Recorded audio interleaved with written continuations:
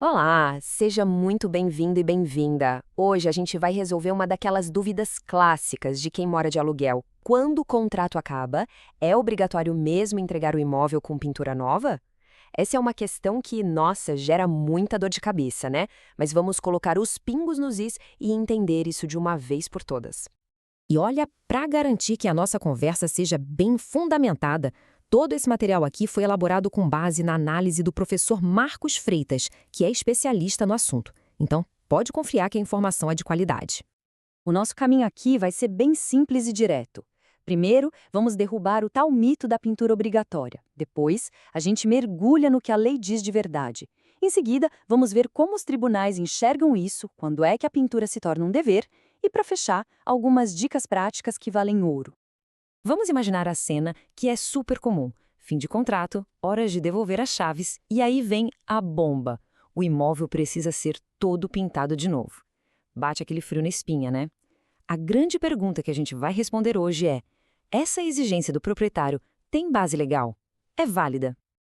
Então, vamos começar pelo começo, que é justamente quebrando aquela ideia que todo mundo repete quase como se fosse uma lei, mas que na verdade não é. Bom, sem enrolação, a resposta é não. Pela regra geral, o inquilino não é obrigado a entregar o imóvel com uma pintura zerada. Surpreendente? Talvez? Pois é.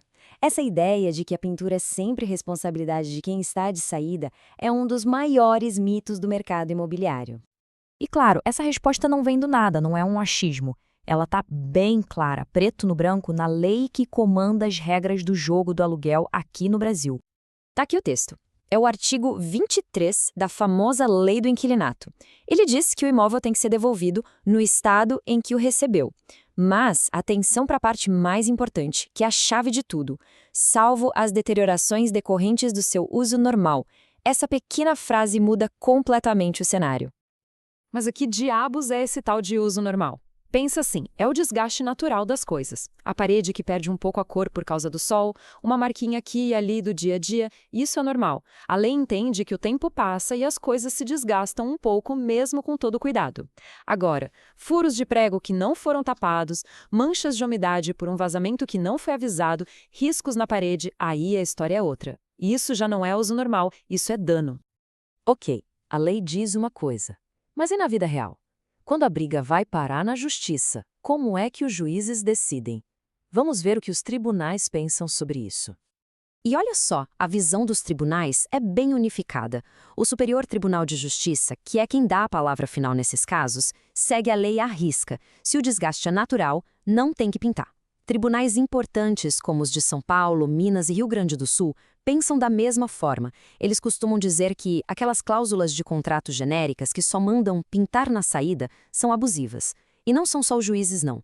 Grandes especialistas em direito imobiliário, como Silvio Capanema, também defendem essa mesma interpretação. Certo, então já entendemos que a regra geral é não precisar pintar. Só que, sempre tem um só que, né? Existem situações específicas em que, sim, a responsabilidade de pintar o imóvel pode cair no colo do inquilino. Vamos ver quais são? Esse quadro aqui deixa tudo bem claro. Se o problema é só o desgaste natural com o tempo, a responsabilidade é do proprietário. Simples assim. Agora, se o inquilino fez furos, deixou manchas, causou algum dano, aí sim ele tem que consertar aquele ponto específico, o que pode envolver pintar só aquela parede, por exemplo. Se o contrato tem uma cláusula genérica falando devolver pintado, ela tende a ser considerada nula na justiça. A coisa só muda se a cláusula for muito, mas muito específica. E esse é o pulo do gato. Para uma cláusula que exija a pintura ser válida, ela tem que ser super detalhada. E mais, o proprietário precisa conseguir provar que entregou o imóvel com uma pintura novinha em folha. Como ele faz isso? Com o laudo de vistoria de entrada, aquele documento do começo do aluguel. Sem essa prova, a cláusula fica fraca. Tá bom, diante de tudo isso, como é que a gente se protege de confusão? Seja do lado do inquilino ou do proprietário, a palavra-chave aqui é prevenção. E documentação, claro. O segredo todo está em 3 passos, que parecem simples, mas fazem toda a diferença. Primeiro, uma vistoria impecável, tanto na entrada quanto na saída. Segundo, fotos, muitas fotos, registrar tudo. E terceiro, claro, ler com lupa cada linha do contrato de aluguel antes de assinar qualquer coisa. Na hora da vistoria, Nada de pressa. É preciso ser detalhista. Anotar no laudo como está a pintura de cada parede, de cada cômodo, e esse laudo tem que ser assinado por todo mundo, e cada um fica com uma cópia. E a dica de ouro: as fotos. Elas são a melhor prova que existe. Uma boa foto pode encerrar uma discussão antes mesmo dela começar, mostrando como o imóvel estava no primeiro e no último dia. E, para a gente terminar, fica a reflexão. O contrato de aluguel que está por aí no mercado, ele de fato protege os direitos de quem assina ou acaba criando armadilhas? No final das contas, estar bem informado é a única ferramenta que garante uma relação de aluguel mais justa e principalmente mais tranquila para todo mundo.